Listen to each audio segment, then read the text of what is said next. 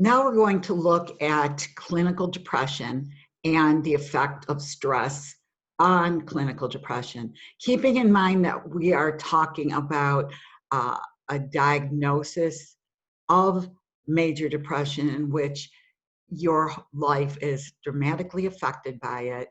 I'm not worrying about all of the specific clinical diagnosis and criteria right here, but just keep in mind that all of us have periods of depression.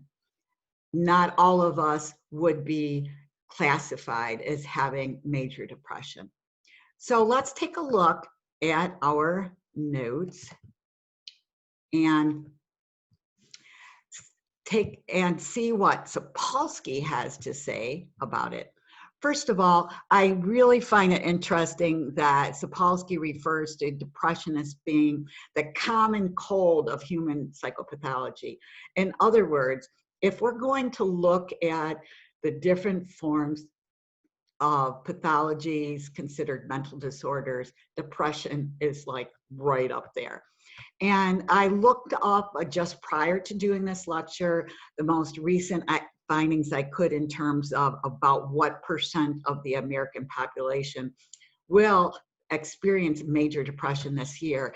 And what I found was about 7 to 8%, depending on where I looked. So Sapolsky, again, as I've said so many times, is such a great way of describing things. And in this case, he is calling it a genetic neurochemical disorder requiring a strong environmental trigger whose characteristic manifestation is the inability to appreciate sunsets. That is like a very eloquent way of saying that there is probably a genetic component. Your neurochemistry is disrupted, and very often in response to something around you, an outside influence, and the ultimate effect of it is the inability to experience any kind of pleasure at all, which we could call as experiencing anhedonia. We'll talk about that more in a minute.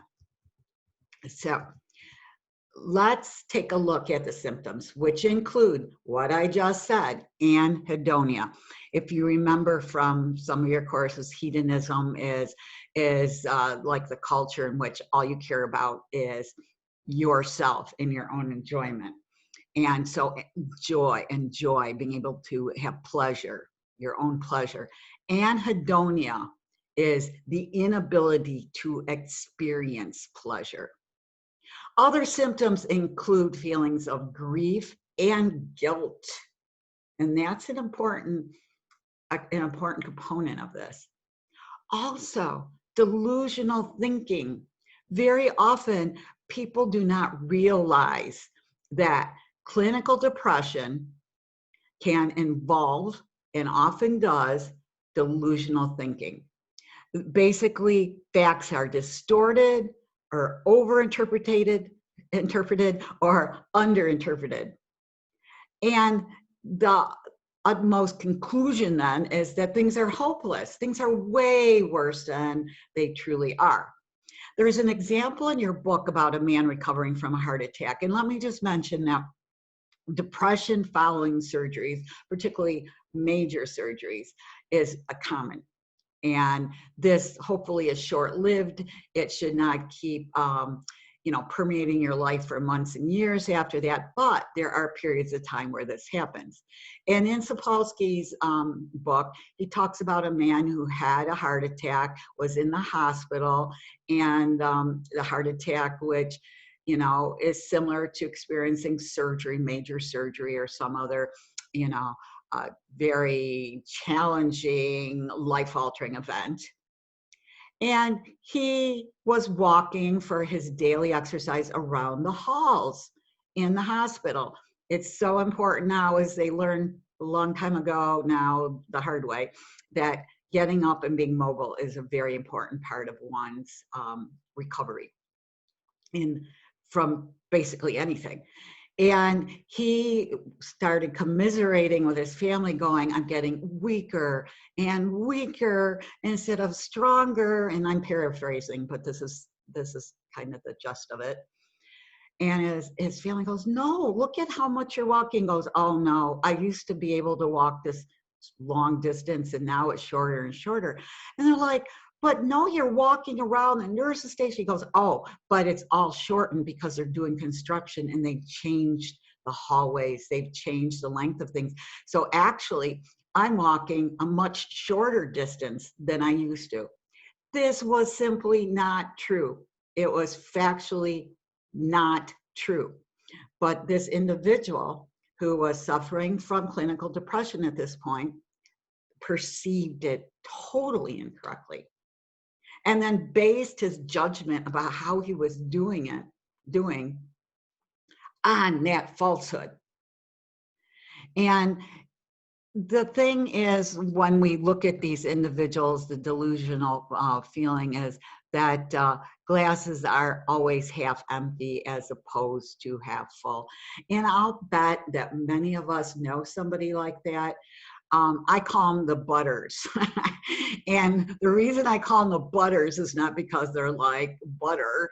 It's because you'll say, oh, isn't it great that you now have XYZ? And they'll go, yes, but now, and they come up with a negative.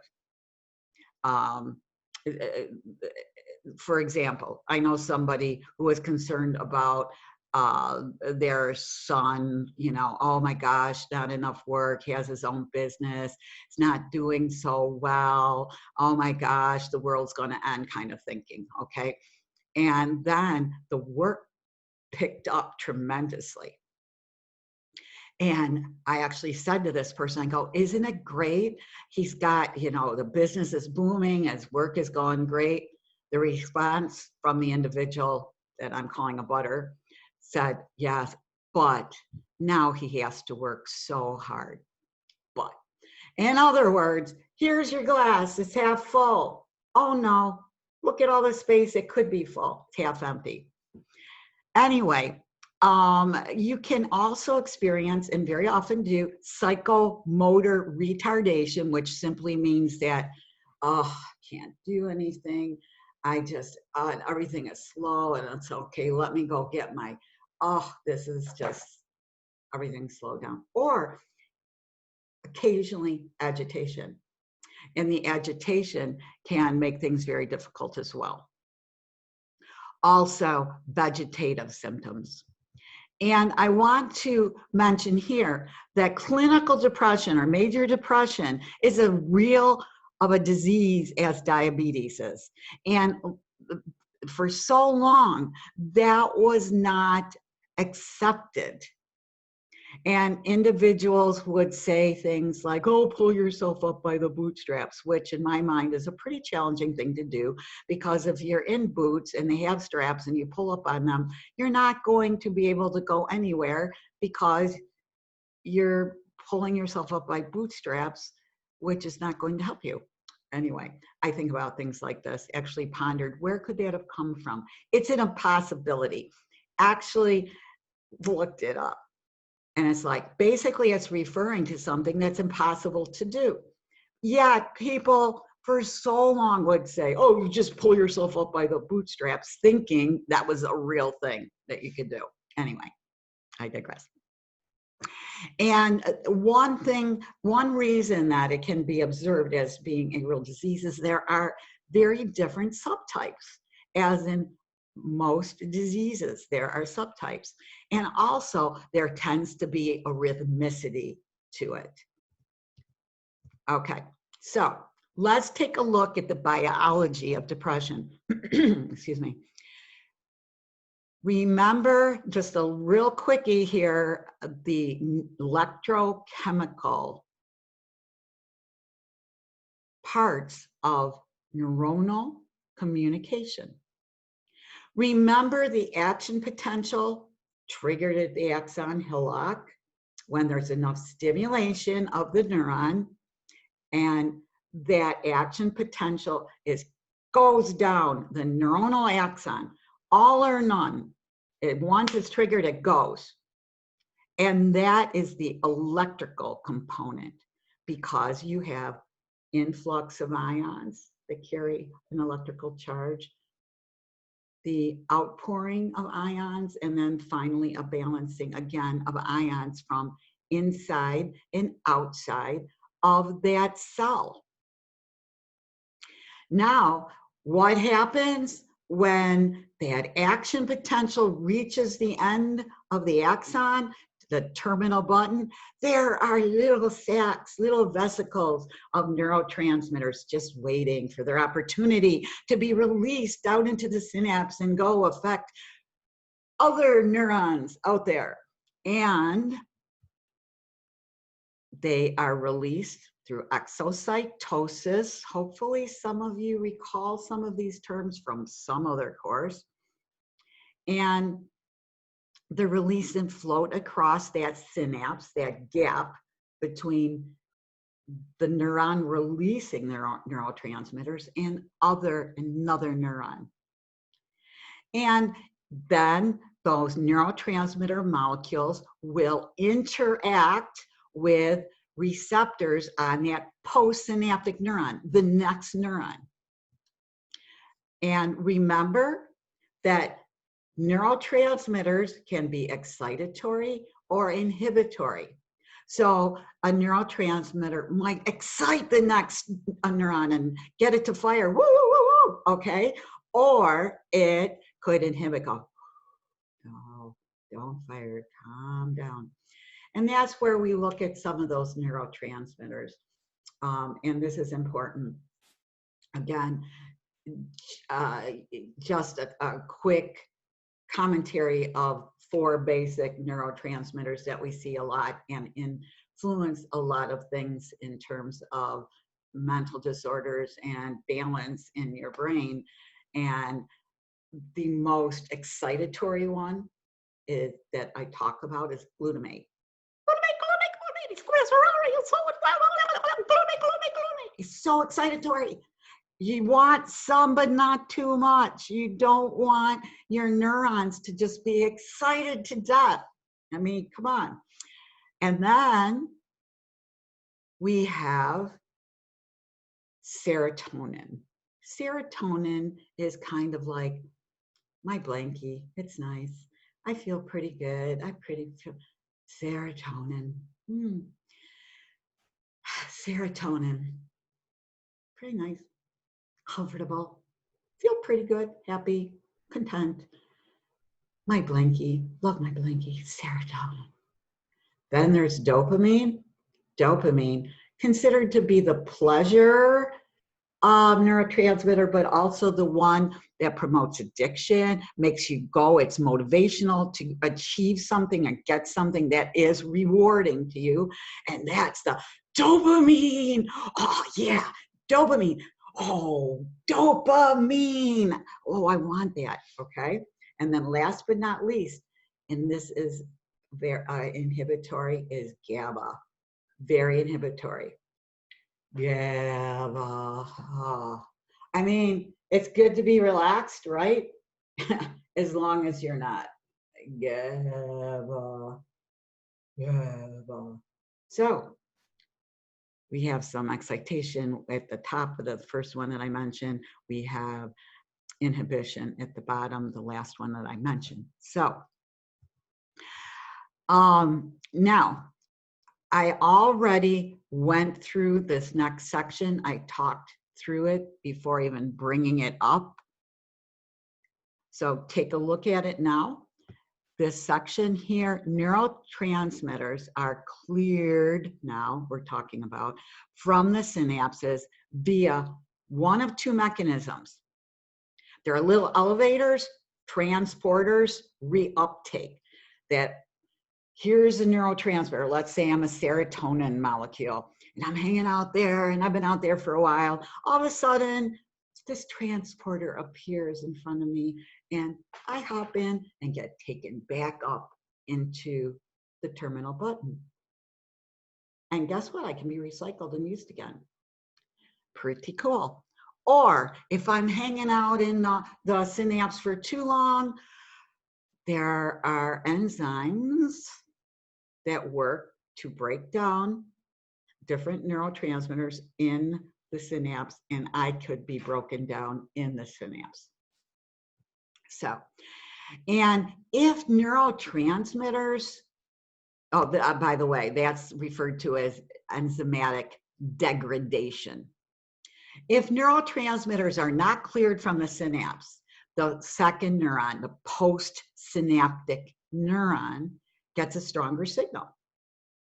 There's more time and ultimately more molecules in the end. So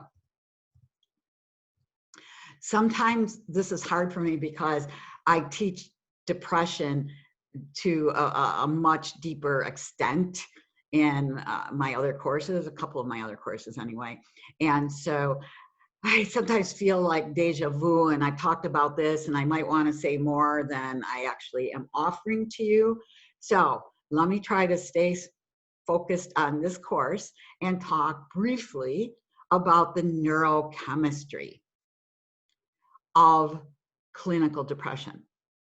There is evidence for abnormal levels of norepinephrine and or serotonin in depression.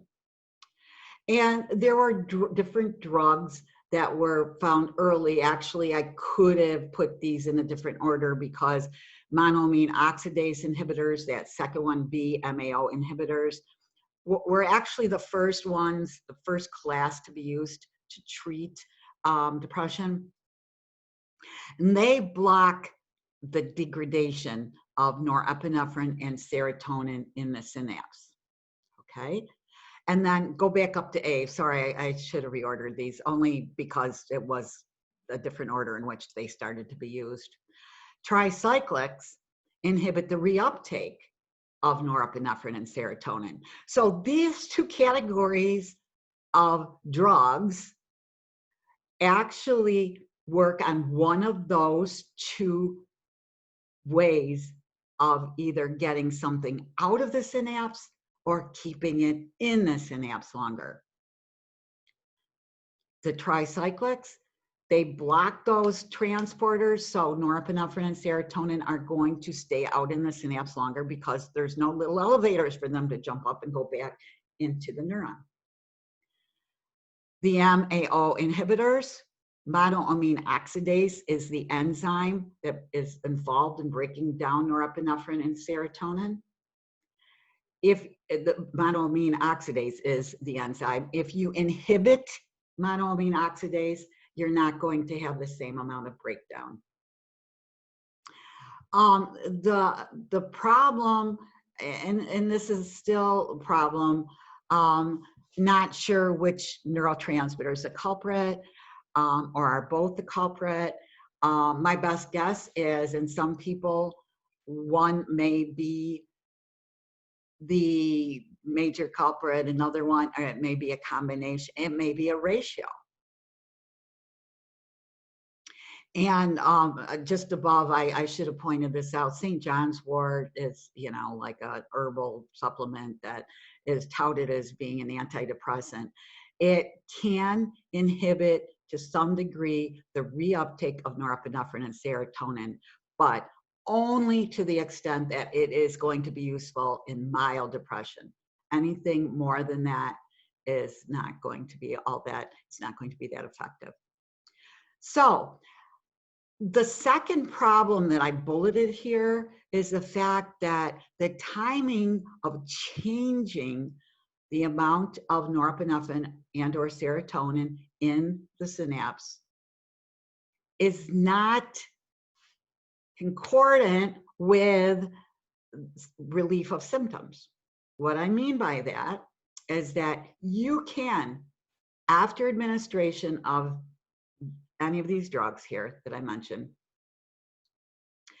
you can see immediately a change in the amount of norepinephrine and serotonin that's out there. However, the person doesn't feel relief from their symptoms. There is not a reduction in symptoms for weeks. typically it's like a couple of weeks before you start noticing the positive effects. And in the meantime, you might be having negative side effects. Up till 6 or 8 weeks before full efficacy is managed. Now, there may exist a variety of different neurochemical routes, and I think that is only reasonable for different types of depression. And that's what I meant by serotonin might be more so in one, be implicated more in one type of depression, norepinephrine in another, or the combination of both in the ratio in yet another. Now, before I go on, I want to come back. I kind of passed by this SSRI for a minute because I want to come back and briefly mention the fact that the more selective we can get to the problem neurotransmitter, the better, because you're going to eliminate potential side effects caused by additional effects that are unwanted. For example, if you, in both of these classes, tricyclics and MAO inhibitors, MAOIs very often, you call them, I would change that now. That's why just doing Word docs is sometimes better for these. You are increasing the availability of both norepinephrine and serotonin. Now, I hope you remember that norepinephrine is one of the very first neurochemicals that is increased in release with a stress response. So that should make you start thinking, wow, we don't want too much of this out there floating around, because this person with depression may end up with anxiety. Okay, so SSRIs, rather than inhibiting the reuptake of norepinephrine and serotonin, is specific to serotonin. It works only on the serotonin synapses and the serotonin aspect. So the transporters that go off only for serotonin are blocked. Now, what if your doctor gives you SSRI, which works specifically on serotonin, but you actually have a problem with norepinephrine? Well, then you might need to look at a different drug that also increases the availability of norepinephrine. I hope that all makes sense. So anyway, there's also evidence for too little dopamine. And remember, just a few minutes ago, I talked about dopamine's personality, reward and pleasure, neurochemical. If you don't have enough dopamine, one of the problems, because of one of the pathways, is a dysfunction of the pleasure pathway. So you can't experience pleasure and you're not motivated in some ways, okay? So let's take a look at the neuroanatomy. And when I say look, I don't even mean visualizing it right now. You know in your mind a little bit what the limbic system is all about, what the cortex is about. So remember, the limbic system is the area in your brain where we have a collection of structures that all can affect emotions, right? So those areas have connections with various parts of the cortex.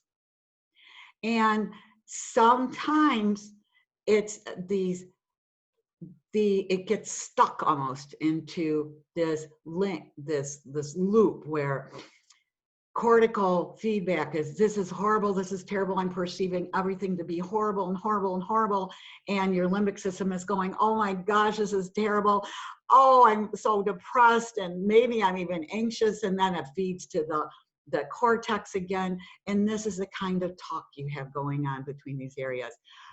A cingulotomy is a surgery in which you cut some of the connections, the fibers connecting these two areas. Now, obviously, if you're starting to have depression and even been diagnosed with clinical depression, you don't go, hey, you know what? I'm opting for a cingulotomy. Because not only might you disrupt the depression cycle, you might disrupt a lot of other abilities and feelings and ways to perceive things that you might not want to give up. Just want you to be aware of this particular disorder. And I can't fix this. I don't know. This PowerPoint got all out of whack at some point, so excuse me for that. Okay, what about the endocrinology? Remember, we're so much all about the HPA system axis in this particular course. So, in many of the individuals, and we talked about this briefly before, I believe, that you can see higher circulating basal glucocorticoid levels, cortisol levels, in people, in about half of the people who have clinical depression. If I didn't say it before, I'm saying it now. And these elevated glucocorticoid levels seem to be from too much of a stress signal from the brain. Okay, so the brain is like, okay, you know, stress, oh my gosh, stress. And the adrenal glands, remember, are, as Sapolsky puts it in his very cool way, hiccuping glucocorticoids on their own. So we need to have glucocorticoids, remember, to sustain our normal homeostatic physiology, and also to adjust when we need more to run away from the bear, or when we're stressing our body by extra exercise, physical activity. But remember that there can be a problem with the negative feedback, the thermostat, and then its connection to the furnace. The brain in many people with clinical depression seems to be less effective at shutting down glucocorticoid secretion, feedback resistance, because even though your blood is carrying all of this cortisol and other hormones to your brain, your hypothalamus is not going, oh, I need to turn off. I need to turn off my CRH. I need to turn it down a little. The thermostat in your living room isn't clicking off when the temperature is 80, even though you have it set at 70. Okay, dysfunction. And now you end up continuing to secrete glucocorticoids. And that is going to ultimately lead to excessive glucocorticoids / cortisol in your bloodstream. And decreased thyroid hormone secretion is linked to depression. Maybe some of you know somebody who's experiencing hypothyroidism, and one of the symptoms can be depression. Now, the incidence rates of depression, and more women than men reportedly experience major depression. And of course, some of this could be hormonally induced, okay? The estrogen, progesterone, both of those hormones that are present in much higher levels in females play roles in neurotransmitter regulation. Now, it may be that ratio of hormones that is important too.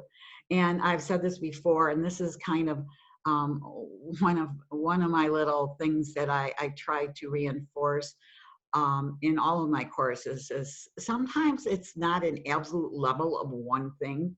It's the ratio of a couple of neurochemicals that could be off. There is also the theory that men and women think differently.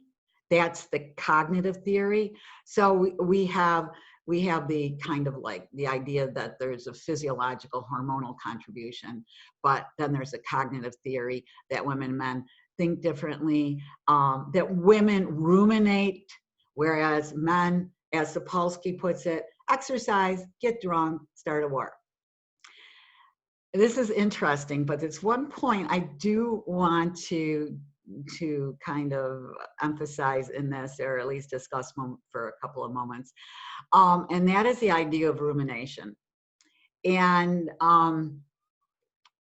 some of us are way better at ruminating than others, and that's not necessarily a good thing, because ruminating is bringing something up over and over again in your brain, in your mind, in your thought process, and rehashing it, and to some degree reliving it. And ruminating came from the word that describes like what a cow does. Cow chews its grass and swallows it. And I spent a lot of time on farms and things when I was growing up because I loved it. And so if you watch them very long, you know, they'll chew, and then you'll see the big go down. And then a little while later, all of a sudden, and they start chewing again. Now they haven't eaten anything, and they're chewing, and then and this happens like 3-4 times with basically the same intake. Okay, ruminating. And when you're ruminating, that is basically what you're doing. You swallowed something that you experienced, and then you bring it back up in your mind again. And I actually sometimes refer to it as my file cabinet in my head, because sometimes it's really hard to stop that. And it's amazing how you can recall things that you're like, why am I even still remembering that? But some piece of that made such an impact on you in one way or another that it's easy to bring it back up and mull it over again. Apparently, data show that women have a tendency to engage in this rumination more than men. Okay. There's also a psychosocial theory, and that is the theory that women lack power and control in comparison to men, and that is one reason they're more prone to major depression. The other point I want to make right here is the differences between the incidence of depression in men and female and women holds true only for unipolar depression. When we get to bipolar depression, then it's a wash, and we have pretty equivalent occurrences in both males and females.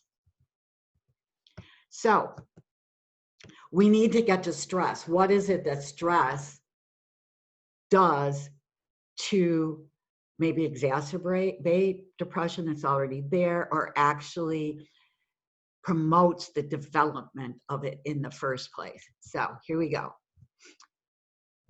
I'm going to bring up a few of these things just so I'm all set for you. Okay. First, it appears that stress is a trigger for the very first few depressive episodes, but after that, they have a rhythm of their own. Remember I talked about rhythmicity before? And this is one of those places that concept comes into play. In the lab, and when you're looking at rodents, and here we're talking about rats, stressing the rat in any of those ways that we've discussed numerous times in this course actually increases the threshold for the pleasure stimulus. In other words, if a rat is stressed, it takes more of a pleasurable stimulus to get them to respond. And I'm not even talking behaviorally, I'm talking activation of that pleasure circuit in the brain. And we can measure those things. It's so cool. If you stress a rat, and this is terrible grammar, sorry. Oh, geez. And he will become anhedonic. Remember how I mentioned anhedonia? So if you give a rat too much stress, they cease demonstrating pleasure. Biochemically, brain activity-wise, and behaviorally. And we can take a current on electrodes, we can implant them in the pleasure centers of the brain. This is what I mean by, we don't have to take a survey. We don't have to have the rat complete a self-assessment, because they don't do that anyway very well. We can implant these electrodes and then apply a current. And with a certain degree of current, there will be activation of these pleasure centers. If a rat has experienced a certain degree of stress, you have to crank up the voltage. You literally have to crank up the voltage to activate those pleasure centers to the same degree. Okay, that's pretty significant. The rat behaviorally will stop grooming, lose interest in sex and food. Rats are very, they like, people call them dirty. I suppose if they're living in a sewer, but if, trust me, normally they clean themselves, and, you know, appropriately so. Okay, and it keeps them clean, it keeps them healthy, helps them shed excess fur, you know, the whole 9 yards. Excessive grooming is not good. That's a stereotypical behavior that indicates there's excess activities of stress response, okay? But if you stop grooming, if you're a rat and you just stop grooming, that is bad. And that shows, you know, this depressive state. If you apply chronic stress to a rat, you can see that same dexamethasone resistance as you can see in an individual when you give them outside exogenous glucocorticoid similar biochemicals, dexamethasone. And so these higher levels of glucocorticoids that are exhibited during release during chronic stress alter the function of different brain structures and alter perception and alter the ability of a person to experience pleasure. So anti-glucocorticoids, here's another little line of some evidence. Medicaid drugs that block glucocorticoids can in some cases function as antidepressants. So here are a couple of proposals. Perhaps typical antidepressants work in part by normalizing glucocorticoid levels. There exists some evidence for rapid regulation of glucocorticoid receptors by antidepressants. So here's that flip side. Some antidepressants alter the number and functionality of glucocorticoid receptors. But clearly, this can't be the whole story again, because only 1/2, around 50%, of depressives actually have abnormal glucocorticoid levels. Okay, so look at this next little section. We're going to talk about learned helplessness. Seligman and Meyer experiments really gave us a lot of information in terms of some of these relationships. And one of their slides, this is why I couldn't go forward with stress experimentation on rats. And I just could not do that just because I'm who I am. I guess it's a good thing that some people can because we've learned a lot, but they found that if you subject a rat to a long series, temporal, of frequent number of times, uncontrollable, lack of control, and unpredictable. Remember those different aspects that can make such a difference in how you perceive stress? Those are all within here. Shocks or noises with no outlet for frustration. They actually could not learn what's called an active avoidance task. What is an active avoidance task? Rats are very good naturally at finding a way out of an unpleasant situation, and they learn things. They learn, like, here, let's put them in an artificial situation, a maze with lots of different little arms and connections and dead ends, the whole 9 yards. And maybe at the end of one of them is a lever, and they go and they can turn that. Maybe they can just have to leave a certain arm of the maze and their relief from the shock, let's just say foot shock. Maybe they have to learn to go in one arm and press a lever to turn off a light that is extremely bright and very unpleasant for them. And they learn this normally to help them survive, okay? And this is an active avoidance task.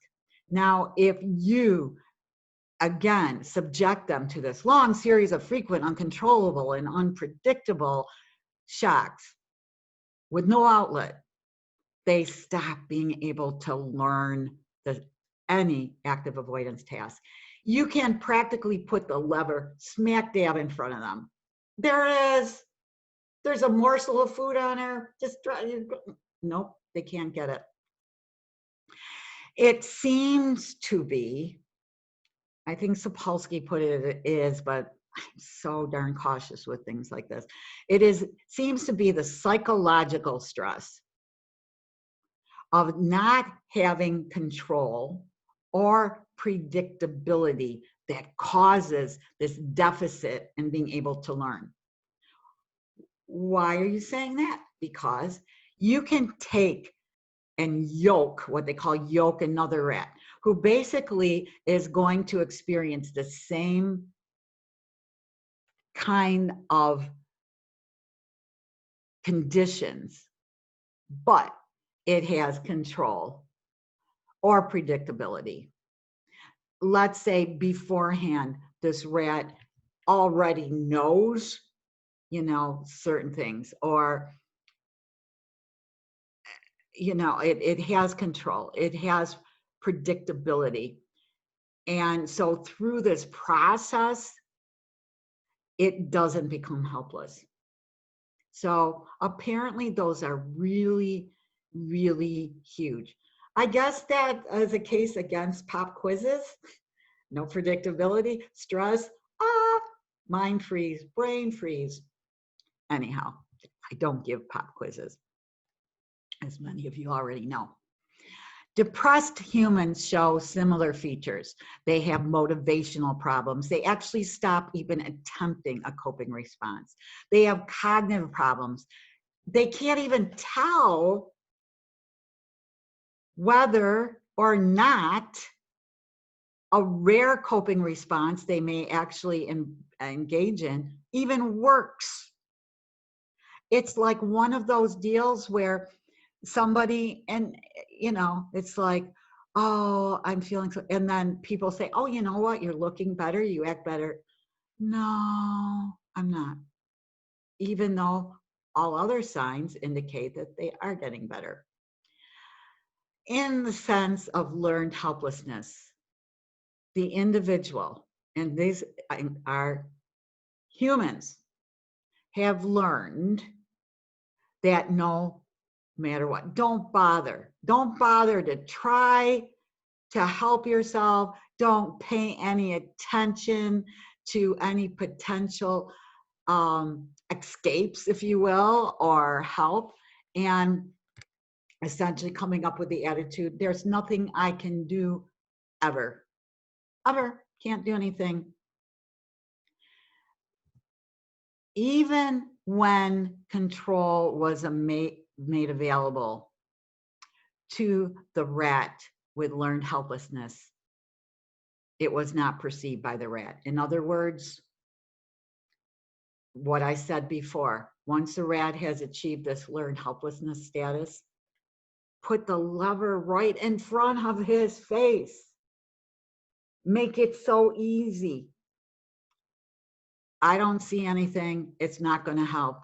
Not going to help. Another little example, it might be clearer.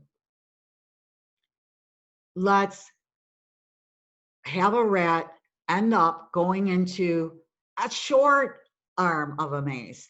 And while it's in there, the door comes down where it went in, shuts it in there. Shocks start occurring.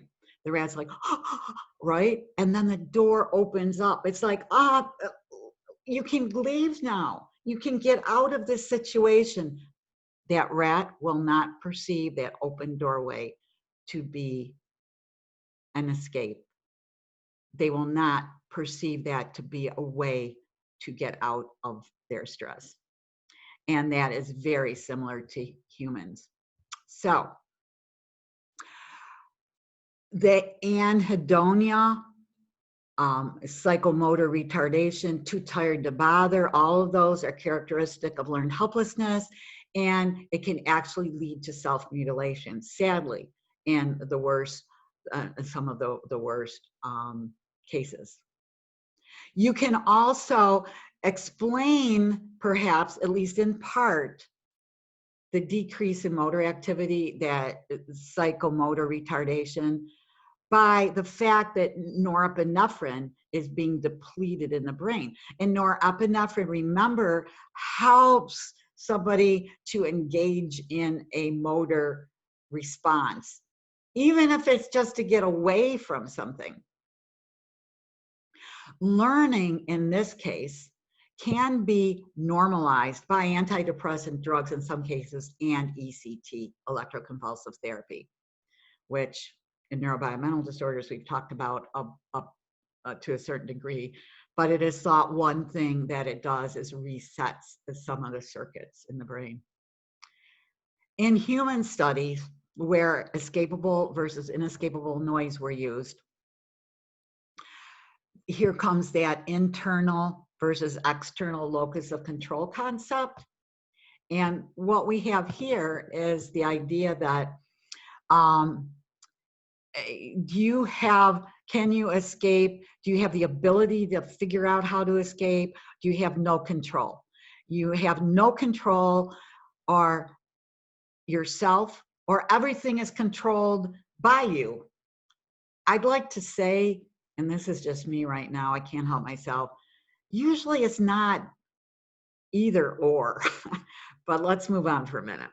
If a teacher, and this is straight from Sapolsky, at a critical time, or if a loved one at a critical point of our development frequently exposes us to his or her own specialized, uncontrollable stressors, we may grow up with a distorted belief about what we can learn. We may grow up with a distorted belief if we can be loved, if we can achieve personal growth, if we can have successful relationships, etc., etc., etc. So, to kind of finalize, round out this particular lecture, let's attempt an integration. There are psychological approaches to depression in which we see, okay, pathological overexposure to loss of control and lack of outlet for frustration. Now, think about how this can happen in cases of abuse. Childhood abuse, domestic abuse, and other things, okay? I want you just to put that kind of in the back of your mind and let that rattle around a little bit as we go through, but think about how that could induce depression. The Freudian view is that we have an internalized battle of ambivalence, aggression. In other words, we're turning all these hostile feelings inward, so we become depressed. Another facet is that depression is a disorder of neurotransmitter levels, hormone ratios, or abnormal communications between parts of the brain. Now, I want to remind you that one does not exclude the other of these, right? Because remember, behavior changes the brain. Neurotransmitters that can be disrupted for any number of reasons, or brain functionality disrupts cognition. So we've got this little packet here of different factors that may interact to result in clinical depression. So the extremes of psychological stress can cause something in a lab animal that looks like depression. And this should seem like, oh, well, duh, because we just talked about learned helplessness a few minutes ago. But this is, I'm including this right here because I kind of want to go back to the idea that stress is a predisposing factor in human depression and brings about some of those typical endocrine changes that we see in depression. Humans and rats. Glucocorticoids bring about depression-like states in an animal and can cause depression in humans. Both stress and glucocorticoids can bring about most of the neurochemical changes that we see, and stress, especially in the form of extremes. Here we go again. Hopefully this stays forever burnt in your brain. Lack of control and outlets causes an array of deleterious changes in the person. Cognitively, a distorted belief that there is no control or outlet in any circumstance, which is learned helplessness. You can see this is almost summarizing, right? Okay, affectively, your affect, meaning your mood, how you feel, and hedonia, the inability to experience pleasure. Behaviorally, you see psychomotor retardation. Neurochemically, disruption of serotonin, norepinephrine, and dopamine. And physiologically, alterations in appetite, in sleep patterns, and sensitivity to feedback regulation. I'm gonna get all this up. Whoops, not that up. And so why is it that after 3 or more bouts of depression, the stress-depression link kind of uncouples? And why do depressive episodes take on a rhythm of their own? There are theories, there are hypotheses, there are purported results that explain this, but the bottom line is we still don't know. And again, there might be multiple numbers of ways in which this occurs. Perhaps it's just the fact that we tend to be rhythmic in the things that we do and our circadian, ultradian, diurnal rhythms, and that eventually this is almost like your brain learns to engage in a rhythm. Why don't we all get depressed? You may be experiencing the same amount of stress as somebody else. And let's just say that cognitively you're on the same playing field. First, stress depletes the brain of norepinephrine, right? And simultaneously initiates more norepinephrine synthesis. And there is an increase in tyrosine hydroxylase. And again, a reminder for those of you who don't have as much of a biological basic background, if it ends with ASE, enzyme, tyrosine hydroxylase helps break down, okay, neurotransmitters, specifically here at norepinephrine. In major depression, perhaps the second mechanism does not kick in. So you end up with not enough norepinephrine ultimately. Maybe some people are more prone because they do have exposure to more stressors. They have a genetic predisposition or vulnerability. It's found that there's a, and this is kind of indicated in family studies. And this might be that they're more likely to perceive stress as stressful, and their entire lives are stressful, just not one day. It's supposed to be a Y there, sorry. And okay, how is this genetic? Is there a predisposition to thinking a certain way? Is it learned behavior too?